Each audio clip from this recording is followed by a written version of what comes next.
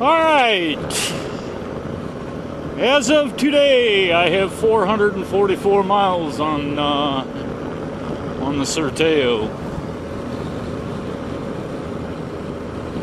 And I think that's a reasonable enough miles to do some comparisons to my 2009 KLR.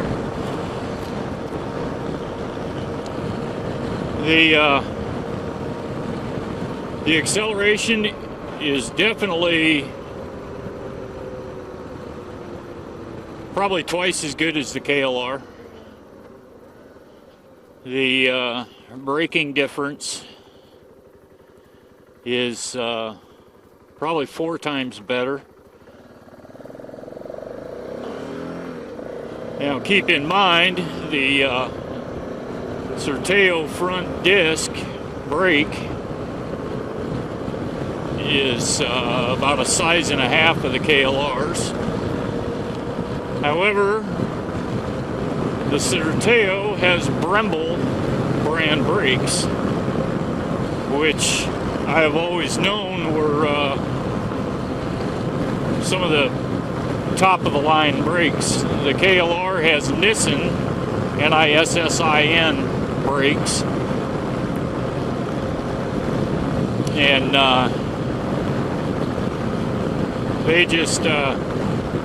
they don't compete with the BMW with the Sertao's brakes. Stability? Well, there's 2 kinds of stability I'm looking at. There's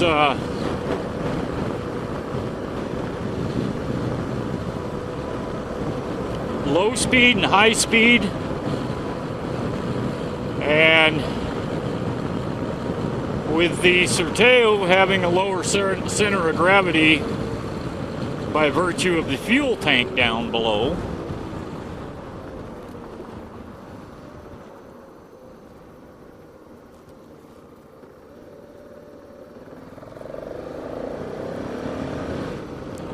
it makes the Sertao a lot more stable at slow speed.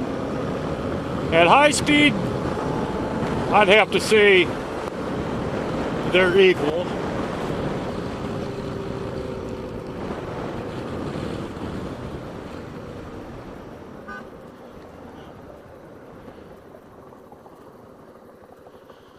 The one thing I will whine and cry about is the size of the fuel tank. My first tank of gas, now this is just until reserve comes on.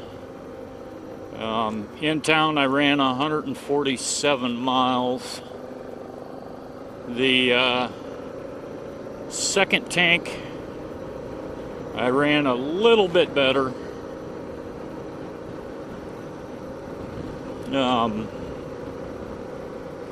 I'm waiting to see what she does on the road trip in August.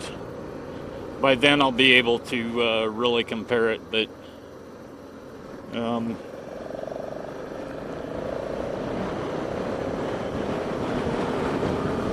I'm getting about the same commute out of it as I did with the KLR. I'm getting 2 weeks of tank.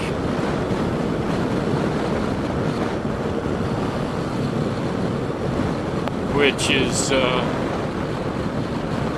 that's pretty good. I think I'll get right at 200 miles on a tank when I'm on the road trip, which is very acceptable to me because even when I was pushing the GOAT, the KLR, if I was by myself and I was really going to push mileage, 200 miles, it was time to fill up. I didn't care if I was on reserve or not, but when I hit that 200 miles, it was time to get off the bike.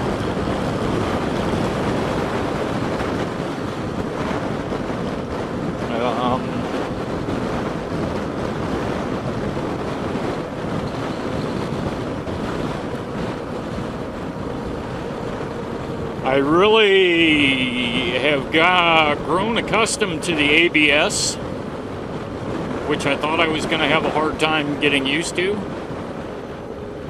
I don't like feeling the rear brake pedal fluttering.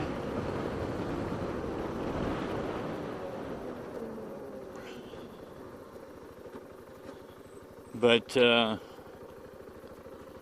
I get used to it. That was fucking cute. Left turn from the right lane.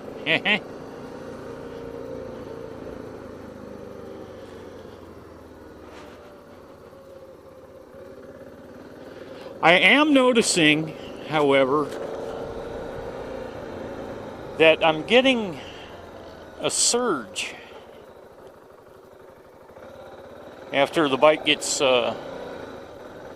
really warmed up, but it doesn't do it on a predictable basis where I can take it to the dealer and say, hey, what's up with this?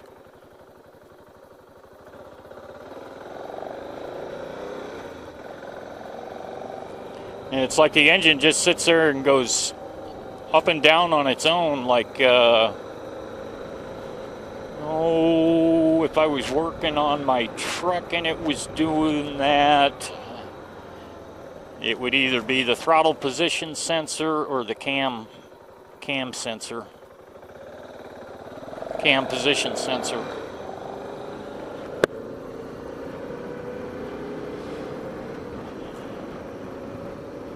So that'll be a item for the dealer to look at. That was a KLR. Outstanding.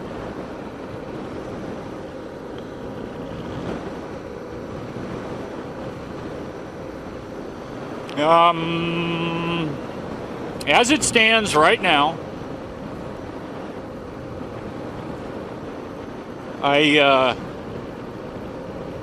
after riding this, I don't think I could go back to buying a brand new KLR and building it up. I honestly can't see doing it.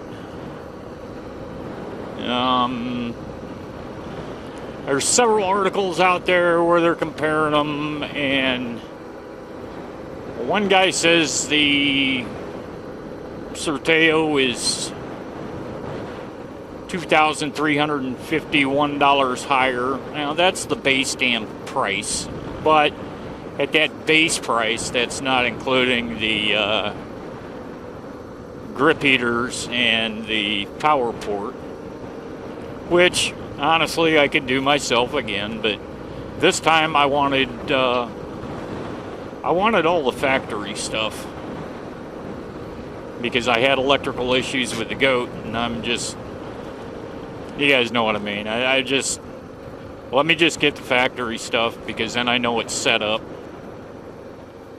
and it should be easy to trace.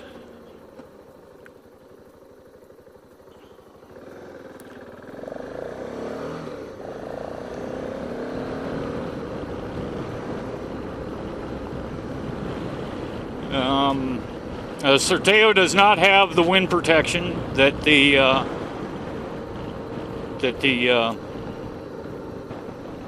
KLR does.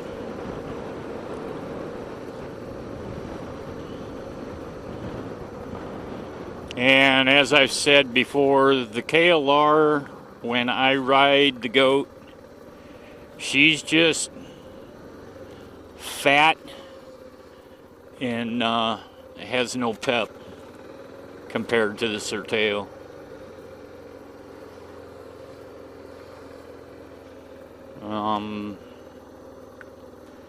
I will tell you the KLR is way more comfortable, leg-wise and seat-wise, which I find really odd because what I've read is People say the KLR seat's rock hard. I don't think it's rock hard, but I got the Coleman seat cover on both of them, so.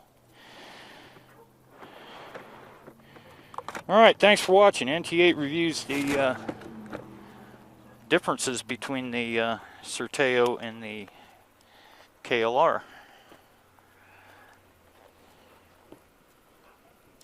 Maybe today I'll put my plate on. Later.